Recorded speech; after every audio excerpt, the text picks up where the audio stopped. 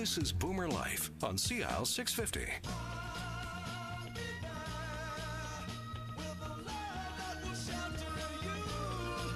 This is BoomerLife on CL650. I'm Joanne Sutton. We have an hour-long conversation with our friends from the Alzheimer's Society of British Columbia, and we have CEO Maria Howard in studio with us here. You also met Dave Obie. He just joined us from Victoria by phone a few moments ago, and he was talking about the conversations he had about end of life with both his parents who were diagnosed with Alzheimer's disease. Now, we'll continue that conversation now with our next guest, who is a palliative care expert, and we say hello to Dr. Romaine Gallagher. Hello, Dr. Gallagher. Hi, and thank you very much for having me, Joanne. Thank you for joining us today. So Dr. Gallagher is, you have a very long list of credentials. I'll summarize it to the best of my ability, but please add. Oh, yeah, but please don't go through all of it. But you are the head of the Division of Residential Care, which is part of the Department of Family and Community Medicine at Providence Healthcare. We understand you're the Physician Program Director for Palliative Care and Residential Care Programs, both at Providence Health. And we also understand that you're a palliative care consultant at the 5 residential care facilities. That's right. And I've you're actually a teacher? been doing palliative care for over 25 years. Over 25 years. And you're also a professor at UBC, are you not? That's correct. Oh, my gosh. Well, thank you for bringing all of your expertise to the table here with us today. So we are here to talk about an aspect of the dementia journey that can be particularly stressful and very challenging for a lot of people. We've established you as that expert in palliative care. And do you want to start us off perhaps by describing what we mean when we talk about palliative care? Right. And palliative care, there is a huge amount of confusion over what it means. And I explain it when I'm seeing somebody. I tell them that palliative care is an approach to care that enables you to live as well as you can for as long as you can. And this is different from what most people think, because most people think palliative care equals I am dying. And the unfortunate part of this is there's a lot of myths about palliative care. And because of the myth that it's really just about dying, many people access it very late in their illness. And, of course, that's very important in dementia, because you want to be thinking ahead and making decisions while your mind is still working well and you're capable of making decisions. So, I dearly wish that people would take away from this that palliative care is mostly about living with serious illness. So as a layperson like myself and perhaps some members of our audience, we should think that palliative care, when you're entering palliative care, we need to remember that it's saying, I am still alive. Absolutely. And say, for instance, on our palliative care unit at Providence Health, we still discharge a lot of people home. We are trying to get their symptoms under control, improve the quality of life, and, oftentimes we see people much earlier in their illness, and we can do a lot to improve quality of life. For example, some people with Alzheimer's might have pain or something like that, and that pain is a real burden to their brain and can dramatically affect their ability to function. And actually getting symptoms under control, like pain, etc., can actually help people to function better physically and cognitively. So also in your list of credentials, I happen to notice that you developed a public forum on the topic of death and dying. Obviously, you offer some level of expertise there as well. What kind of advice can you offer on how to get around the stigma of talking about death? A lot people have written about this for thousands of years, and the thing that makes the most sense to me is that thinking about your death actually enriches your life, and that we're far better to do this rather than, say, put our head in the sand and pretend it doesn't exist. I think that's a coping mechanism, but it's not the ideal way to live your life. And I just think it can actually enrich anybody's life, even if they are well, just to think, hey, this doesn't go on forever. And, you know, if I had 6 months to live, would I be happy doing what I'm doing now, you know? Because I think this sometimes galvanizes people to think about their lives. Are they doing what they want to be doing? Are they behaving in a way that is consistent with their beliefs and values? So, you know, to me, I see lots of benefit from people regularly assessing their lives in the context of their own mortality. So when people are beginning to have that conversation about palliative care or having the discussion about end of life, how it's going to look for them specifically, what are some of the questions that they should be asking, either themselves or of others? Is there like a template, a checklist to start from, or what advice can you give there? Well, yes, actually, there has been some what's called a serious illness conversation guide, which some physicians are adopting. And if you've read Atul Gawande's book, Being Mortal, you will have read about these things. But really, the kind of things that many people say, well, do I choose what interventions I want, whether I want blood transfusions or antibiotics or this or that. And it's really not about a menu of procedures that you'll accept, because it's really hard to predict what's going to happen. The real issue is,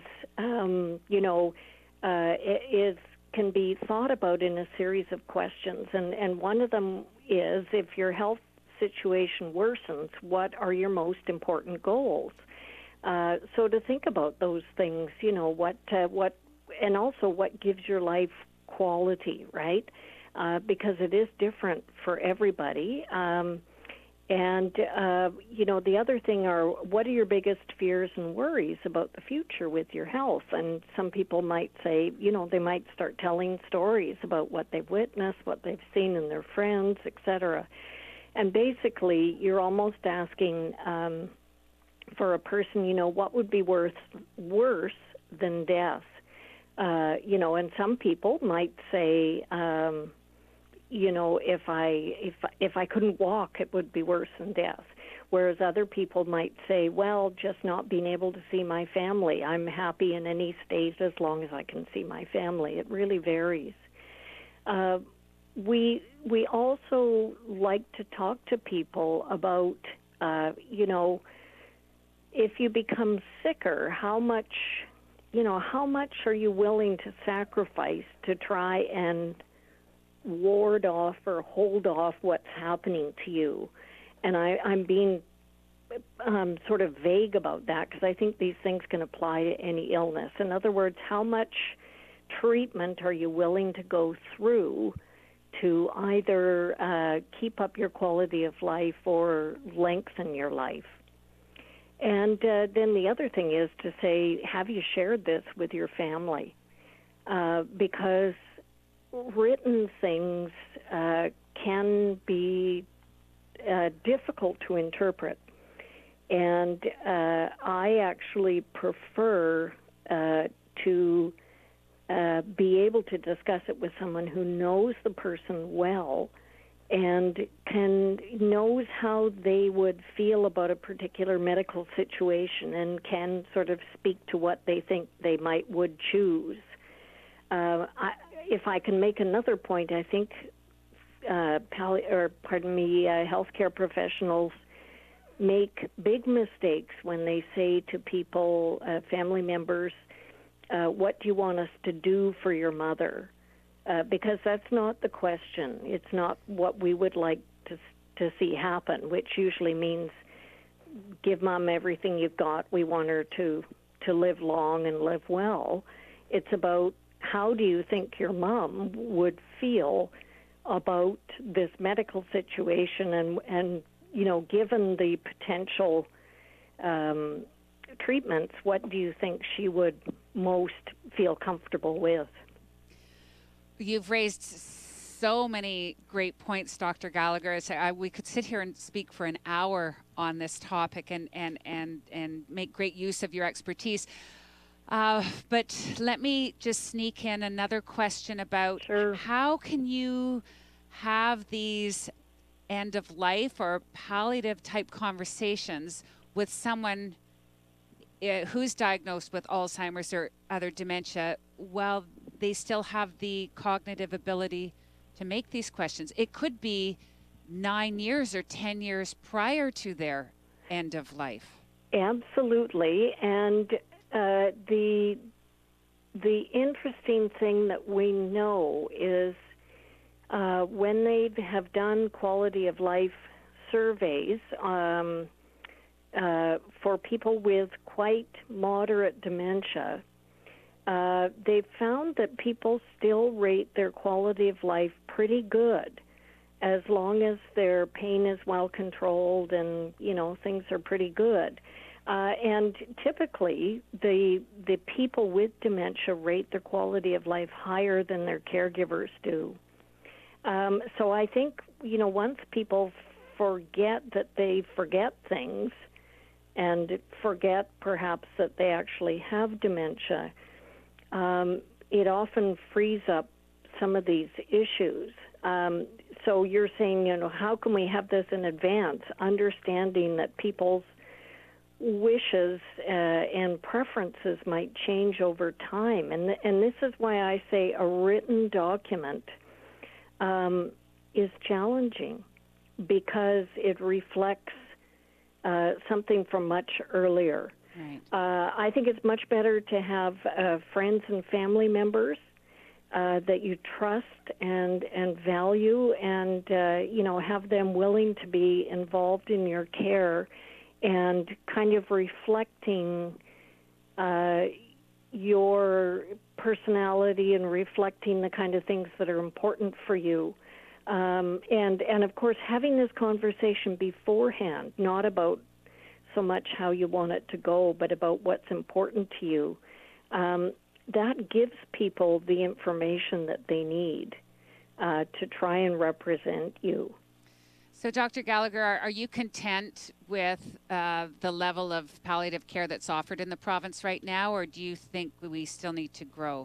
Oh, I still think there's a long way to go. And I guess, I told you there was lots of myths about palliative care. So people often are not accessing it when they should, or they're accessing it too late, or they don't have access to it.